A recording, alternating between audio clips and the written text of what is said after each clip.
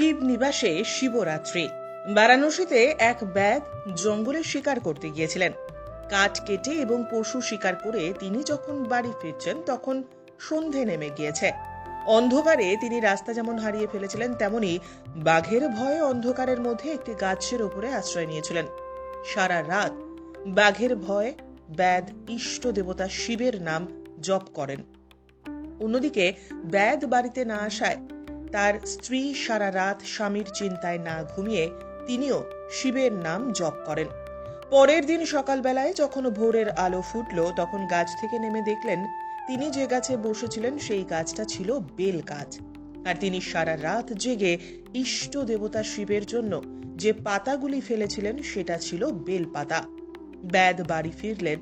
তার স্ত্রী তার স্বামীর মুখে সমস্ত কথা শুনে তিনি স্বামীর ফিরে আসার আনন্দে চোখের জল আটকাতে পারলেন না। যেহেতু তিনি উপবাস অবস্থায় ছিলেন, সেই জন্য স্বামীকে খাবার দেবার পর তিনি জলস্পর্শ করেন। সে থেকেই শুরু হয় শিবরাত্রির ব্রত। একই রকমভাবে নদিয়ার কৃষ্ণগঞ্জের শিবনিবাসে রাজা কৃষ্ণচন্দ্র শিবনিবাসে মারাঠা বর্গীয় দস্যুর আক্রমণ থেকে নিজেকে এবং নিজের পরিবারকে রক্ষা করার জন্য তিনি মানত করেন। যদি তিনি মারাঠা দস্যু নসরত খাঁকে পরাস্ত করতে পারেন, তাহলে তিনি উপবাস থেকে শিবনিবাস মন্দিরে শিবরাত্রি ব্রত পালন করবেন।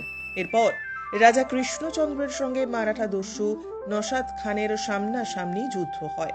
সেই যুদ্ধে দস্যু নসরত খাঁ পরাজিত হয়। মনস্কামনা পূর্ণ হওয়ায় রাজা কৃষ্ণচন্দ্র নির্জলা উপবাস থেকে এই শিবরাত্রিতে শিবনিবাসের এশিয়ার দ্বিতীয় বৃহত্তম শিবলিঙ্গে জল ঢালেন, পুজো দেন।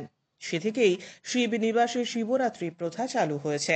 আমি বগুলা থেকে এসেছি এই রাজরাজেশ্বর মন্দিরে পুজো দিতে, যেটা এশিয়ার দ্বিতীয় বৃহত্তম শিবলিঙ্গ, যেখানে আমি ভক্তি শ্রদ্ধা সহকারে তিথি মেনে কিন্তু আমি লাইনে দাঁড়িয়ে আমি কিন্তু বাবার মাথায় জল ঢেলেছি এবং খুব সুন্দরভাবে আমি কিন্তু পুজোটা দিতে পেরেছি এবং খুব খুশি যে আমি আজকের দিনে ভোলা মহেশ্বর দর্শন পেয়েছি। নদিয়া থেকে আকাশ বিশ্বাসের প্রতিবেদন, উত্তরের প্রহরী।